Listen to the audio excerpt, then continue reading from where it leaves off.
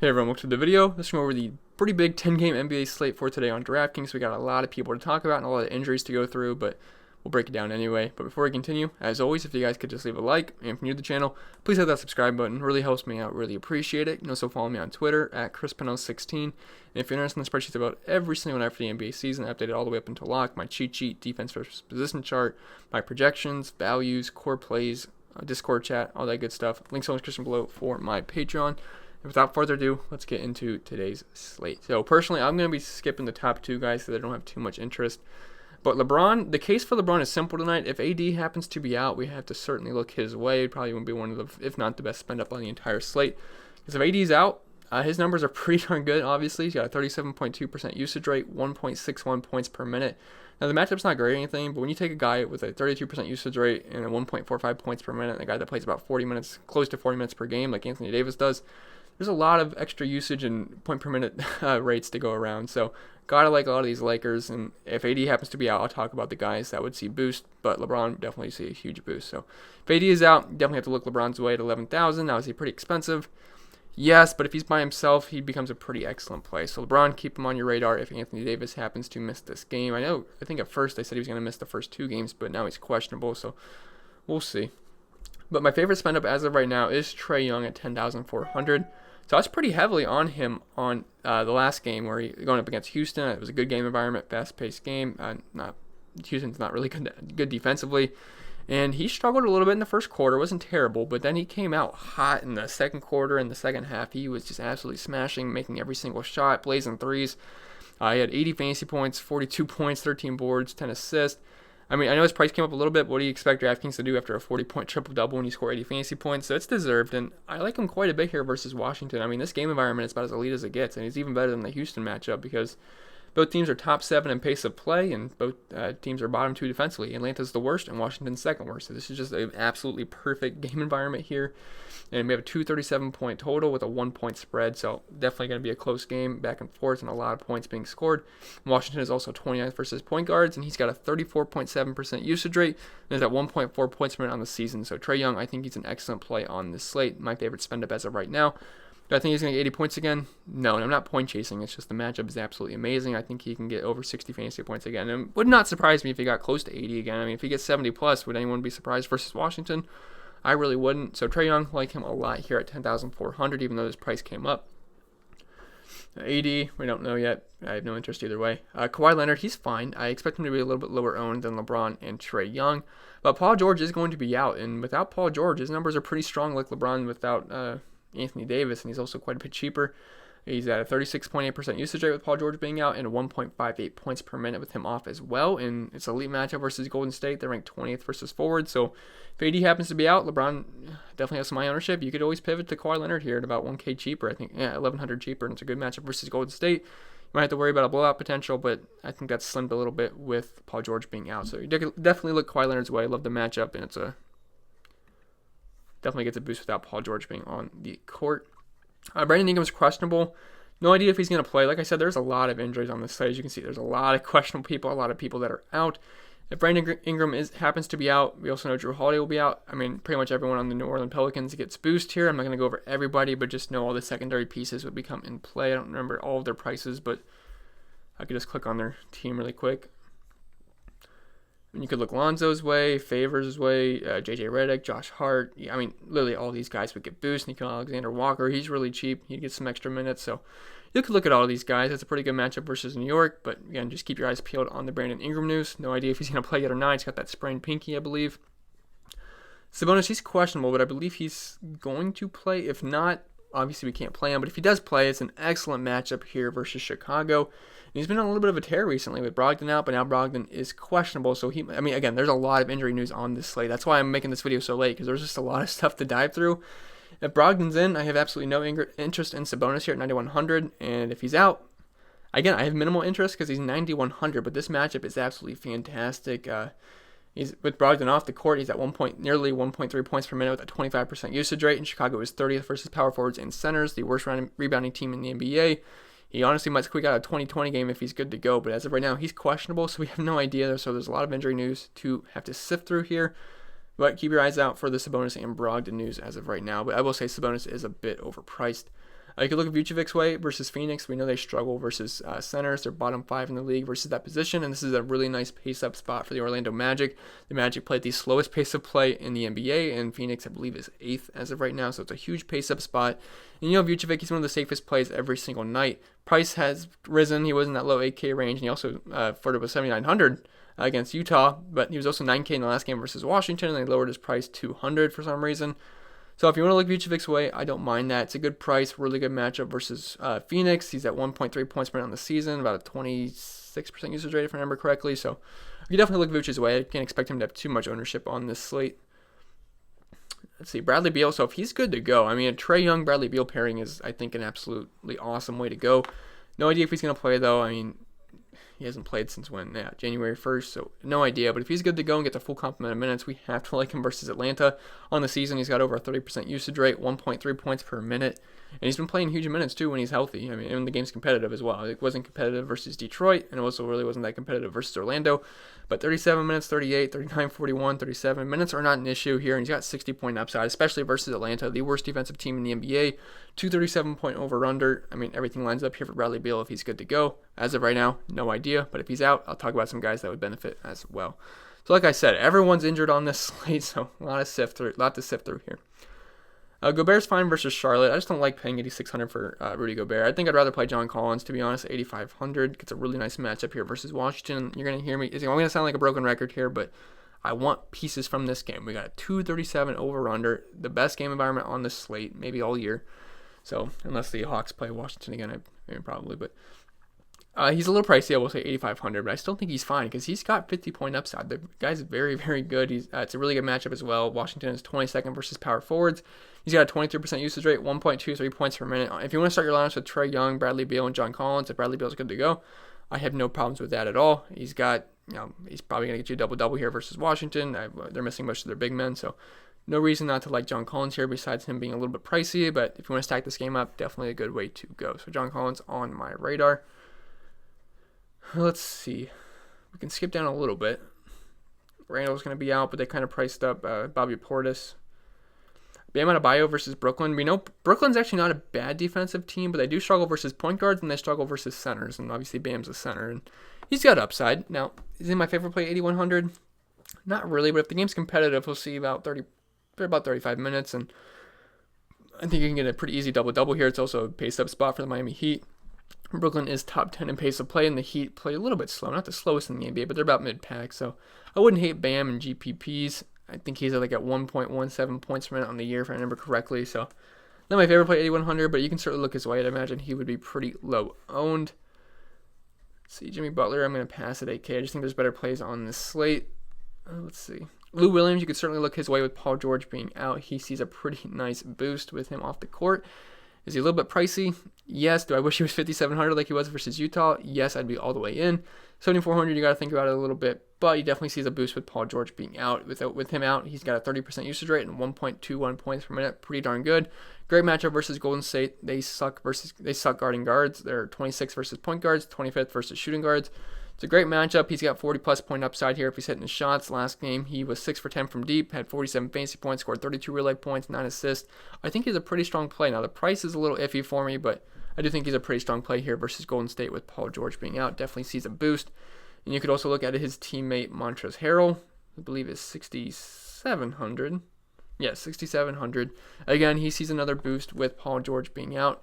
With him off the court, he's got a 27.4% usage rate, 1.24 points per minute. Pretty solid matchup down low versus Golden State. Not an absolutely awesome matchup. They really struggle versus guards. They're about mid-pack versus centers, but I think he'll be fine either way. We've seen centers have big games versus Golden State. So you could definitely look Montrezl Harrell's way. It wouldn't surprise me if he got 40-plus points. Had 2 pretty good games in a row, 42 points versus Memphis, 44 versus New York. Should play mid-30s minutes if it's competitive, which might be an issue here. But Montrezl Harrell, definitely a solid play on this slate. Let me see if I skipped anyone I wanted to talk about. I don't think, you could look, so the San Antonio-Memphis game, it's got a 231 over-under, and it's a pretty tight spread, so you can certainly look to game stack that, but they're all kind of priced correctly, so that's the problem. You could look DeRozan's way, you could look John Morant's way, Jaren Jackson, if you just want to game stack this up, but I don't really want to pay 7,200 for Morant, 7,100 for Jackson. These guys are all fine. It should be a decently fast-paced game. Memphis, we know, plays fast, one of the worst defensive teams in the NBA. San Antonio's not that great defensively either, now that they don't play that fast, but Memphis is definitely going to push the pace at home here. So you could look all these guys away if you want to game stack it, but not my favorite point per dollar options. I know LaMarcus Aldridge, I think, yeah, he's at 7,400. That's not a bad play versus Memphis. They struggle at all positions, and 7,400, I mean, he's just kind of priced correctly, so there's not a lot of value there. But if you want to game stack that up, I get it, but not really too much on my radar.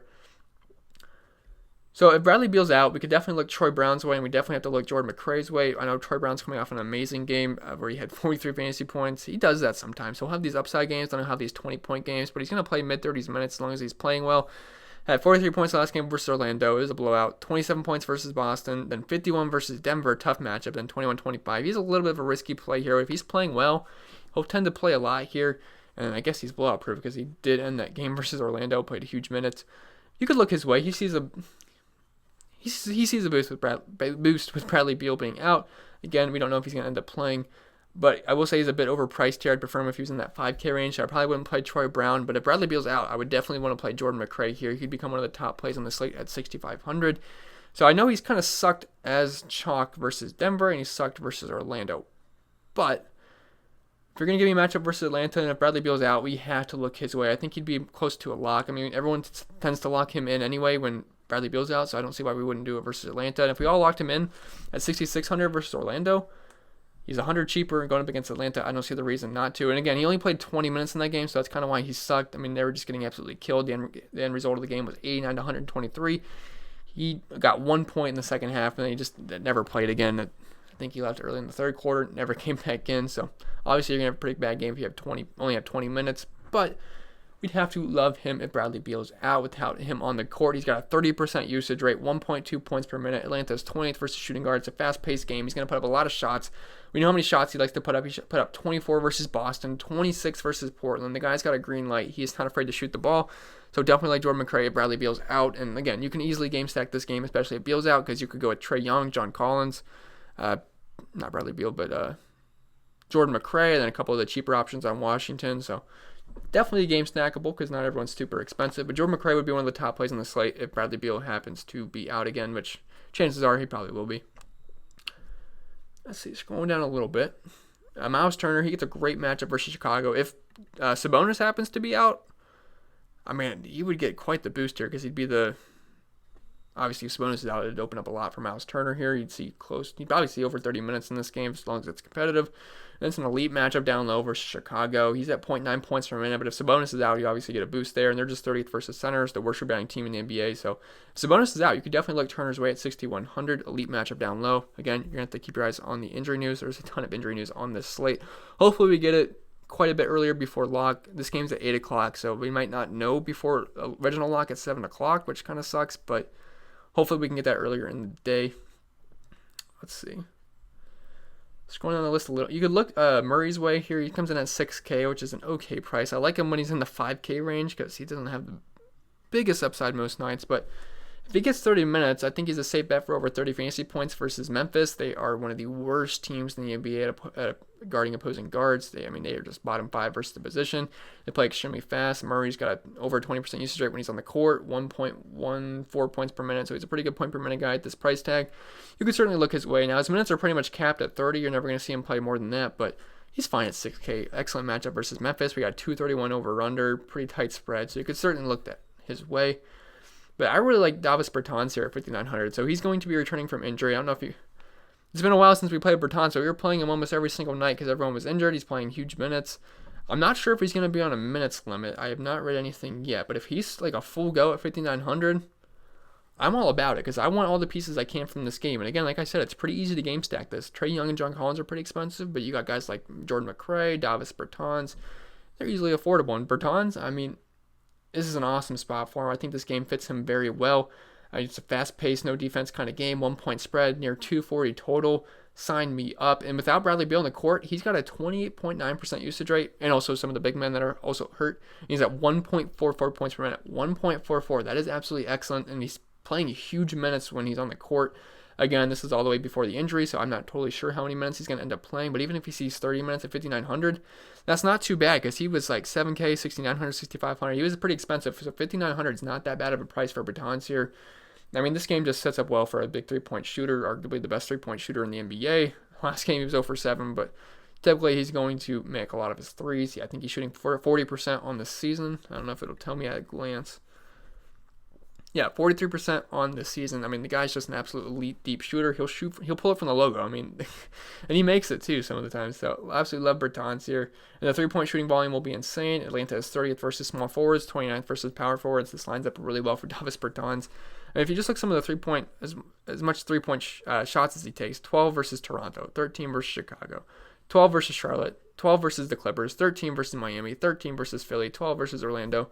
That's elite level volume, especially at 5,900. He's got double-double upside as well. Love Davis Bertans and GPPs at 5,900, part of that excellent game stack that we can get from Atlanta and Washington. Unless he gets like a really low minutes limit, and obviously I won't be too interested, but as of right now, I don't have any news on a minutes limit. Let's see, Mitchell Robinson is questionable. Okay, I guess he's considered probable. My bad. There's a lot of injury news, so I don't remember absolutely everything. But let's see, scrolling down a little bit, I think we're skipping down to some of these value plays. I don't have a lot of interest in any of these guys, to be honest. I mean, some of these Pelican guys, I know are in this price range, but I don't want to talk about every single one. Just know they'd all get boosts with Drew Holiday out and Brandon Ingram out potentially. But you could look, I think one of the best value plays as of right now is Terrence Ross. He comes in at 4,500, and it's just a nice pace-up spot for the Magic. I talked about that with Vucevic, but I shouldn't say for some reason, but he is grading out as one of the better point per dollar options, which kind of scares me because that means there's not a lot of value on this slate. But it's a nice pace-up spot here, like I said. They're a top 10 pace team, the Phoenix Suns are, and then Orlando is dead last, so I like getting guys in pace-up spots. And Terrence Ross should get close to 30 minutes here, and with Isaac off, he's got a 23% usage rate, 0.83 points per minute, and the guy's going to shoot quite a bit of threes.